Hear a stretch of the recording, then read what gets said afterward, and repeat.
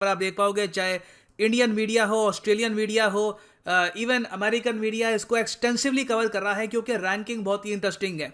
Ranking में यह बताया गया है कि ओवरऑल चाइना की पावर कम हुई है और इंडिया एक्चुअली आज के समय एशिया में ज्यादा पावरफुल है कंपेयर टू रशिया, जापान। फिर नंबर 4 पे है इंडिया। अब इंटरेस्टिंग बात देखिए कि इस रैंकिंग में रशिया से ऊपर रखा गया है भारत को।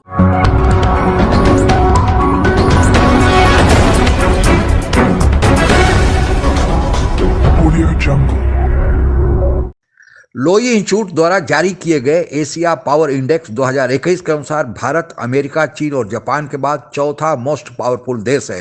रिपोर्ट आगे कहता है कि भारत जल्द ही जापान को सरपास करके तीसरे पायदान पर पहुंच जाएगा। इस संबंध में कुछ और विवरण तथा इस पर हमारे पड़ोसी देश पाकिस्तान से क्या प्रतिक्रिया आ रही है, आइए आगे बढ़ते हैं। कल्चरली पाकिस्तानी बहुत ज़्यादा कनेक्टेड फील करते हैं टर्की से। रीज़न वही लोग जानते हैं, मगर ये एक एग्जाम्पल है कल्चरल इन्फ्लुएंस का। तो ये सारी बातें काउंट करके यूएसए को रखा गया है नंबर 1 पर, और यूएसए का 100 में से स्कोर है 82.2। नंबर 2 पे इन्होंने रखा है चाइना को। चाइना का एक्चुअली ये लोग कह रहे हैं कि ओवरऑल जो चाइना की पावर है कम हुई है, और चाइना की पावर के कम होने का एक बहुत ही बड़ा रीज़न यहाँ पर यह है कि इनका डिप्लोमेटिक इन्फ्लुएंस बहुत ज़्यादा कम हुआ है। ये बात आप सब लोग मानेंगे, बिल्कुल ऑब्वियस है कि शी जिनपिंग के अंडर चाइना जिस अग्रेशन से आज के समय डील कर रहा है, चाहे वो सेंट्रल एशियाई देश हो, इंडिया हो, आसियान देश हो, सब लोग चाइना को एक प्रॉब्लम की तरह देख रहे हैं। एवरीवन लुक्स एट चाइना के इसको कैसे डील करें, ये इतना स्ट्रॉन्ग कंट्री अब बन गया है, इतना अग्रेसिव है, इनमें कोई रिस्पॉन्सिबिलिटी नाम की चीज़ नहीं है। ये सिंपली बस विस्तार करना चाहते हैं, ज़मीन चाहते हैं कि इनके एम्पायर में और ज़रा ज़मीन जुड़ती जाए। तो ऐसे कंट्री का जो डिप्लोमेटिक इन्फ्लुएंस है, जो डिप्लोमेटिक नेटवर्क है, ये लगातार इनके सिकुड़ते जा रहे हैं। पाकिस्तान और रशिया के अलावा आप अगर देखो तो ये पूरा जो यहाँ पर एक कॉन्टिनेंट है, वहां पे चाइना आपको काफी अकेला भी दिखाई देगा। फिर नंबर 3 पे आपको मिलेगा जापान, फिर नंबर 4 पे है इंडिया। अब इंटरेस्टिंग बात देखिए कि इस रैंकिंग में रशिया से ऊपर रखा गया है। अच्छा सर, लोई इंस्टीट्यूट एशिया पावर इंडेक्स 2021 की रिपोर्ट आने के बाद भारत को 4th रैंक पर रखा गया है। भारत को जो स्कोर दिए गए हैं वो 39.5 आउट ऑफ 100 स्कोर दिए गए हैं। आप इसको कैसे देखते हैं, और भारत को 4th रैंक मिली है, कैसे देखते हैं इसे? अच्छा, भारत को इसलिए 4th रैंक मिली है कि वो एक डेमोक्रेटिक कंट्री है, वहाँ डेमोक्रेसी जो है ना वो सस्टेनेबल है। ठीक है ना, हमारे यहाँ प्रॉब्लम ये है कि डेमोक्रेसी सस्टेनेबल नहीं रही, और हमारा जो इमेज है ना वो काफ़ी बुरा है पूरी ऑल ऑफ द वर्ल्ड। जैसे गूगल में इंडिया के सीईओ हैं संदीप पिचाई, ट्विटर के इंडिया के सीईओ बने हैं। ये इंडिया में आईटी बहुत ज़्यादा ग्रो कर रहा है। उस हिसाब से अगर डिफरेंट उनकी इकोनॉमी देखी जाए, जैसे कि अगर उनकी इकोनॉमी देखी जाए, जैसे कि उनके जो हैं टाटा अंबानी हैं, वो पाकिस्तान से रिलेटेड बहुत ज़्यादा हैं और वो लोगों को सपोर्ट भी करते हैं एज़ कम्पेयर टू पाकिस्तान। और उनके जो पॉलिटिशियंस हैं वो इतने ज़्यादा करप्ट नहीं हैं जितने पाकिस्तान के हैं। तो बस इस वजह से मोस्टली इस वजह से रैंक हुआ है।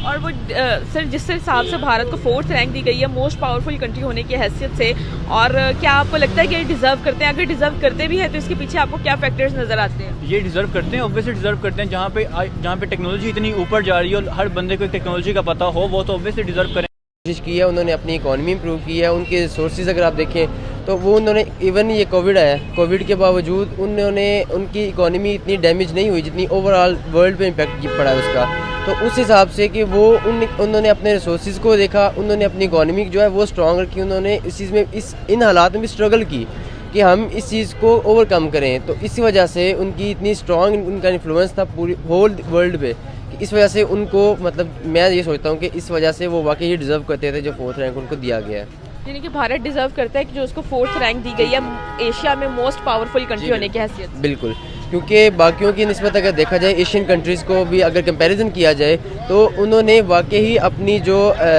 प्रोग्रेस है उसको उन्होंने अपना फर्स्ट जो थी प्रायोरिटी वो रखी है, तो वो ये वाकई ही रैंक डिज़र्व करते थे। लोई इंस्टीट्यूट द्वारा जारी किए गए एशियन पावर इंडेक्स 2021 के अनुसार भारत में बड़ी अत्यधिक क्षमता है।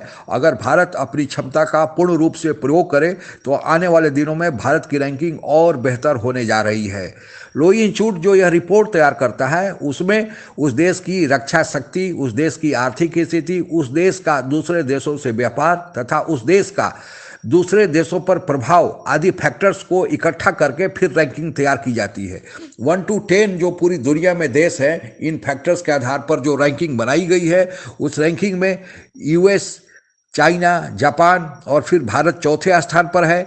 फिर Russia, Australia, South Korea, Singapore, Indonesia और थाईलैंड का स्थान है। यह भारत के लिए एक अच्छी बात है कि भारत पूरी दुनिया में चौथे स्थान पर है और जल्द ही रिपोर्ट कहता है कि भारत जापान को सरपास करके तीसरे स्थान पर जा सकता है। और ऐसी फोरकास्ट जो की गई हैं पूरी दुनिया में IMF या वर्ल्ड बैंक द्वारा, उन सब में कहा जा रहा है कि भारत आने वाले समय में चीन और अमेरिका के बाद तीसरी बड़ी आर्थिक शक्ति भी बनने जा रहा है। लोई इंस्टीट्यूट यह कहता है कि भारत अब जो पेंडेमिक में, महामारी में जो भारत की आर्थिक स्थिति बुरी तरह प्रभावित हुई थी और भारत की आर्थिक स्थिति की रफ्तार नीचे की ओर गई थी, भारत ने 2020 के अंतिम में उसको रोक लिया था और 2021 से अब उसमें ऊपर की ओर जाना शुरू हो गया है और भारत में और तेजी इसमें आने वाली है। लोई इंस्टीट्यूट द्वारा आगे कहा गया है कि 2018 में जो इंडेक्स लोई इंस्टीट्यूट ने जारी किया था, उसके बाद फिर 3 साल बाद 2021 में जारी किया है कि उसके अनुसार चीन के प्रभाव में कमी आई है। चीन का जो उग्र रवैया है और शी जिनपिंग के नेतृत्व में जो चीन की रणनीति चलाई जा रही है कि दूसरे देशों से पंगा लें, उससे चीन के दूसरे देशों के प्रभाव पर जो पहले था उसमें कमी आई है। और यह देखने को भी मिल रहा है कि चीन के अब दोस्त कम दुश्मन ही ज़्यादा दिखाई दे रहे हैं। तो भारत के लिए यह रिपोर्ट आई है, यह सुखद है। हम सारे भारतवासियों को इसमें इकट्ठा होकर और तेजी से आगे बढ़ने की कोशिश की जानी चाहिए। और यह बात केवल लोई इंस्टीट्यूट तो कह ही रहा है, इसके साथ साथ हमारा पड़ोसी मुल्क में भी हमारे देश के बारे में जो प्रतिक्रिया दी जा रही है, हमारे देश के प्रभुत्व को जो स्वीकार किया जा रहा है, यह भी एक बड़े गौरव की बात है। आज के लिए बस इतना ही। जय हिंद।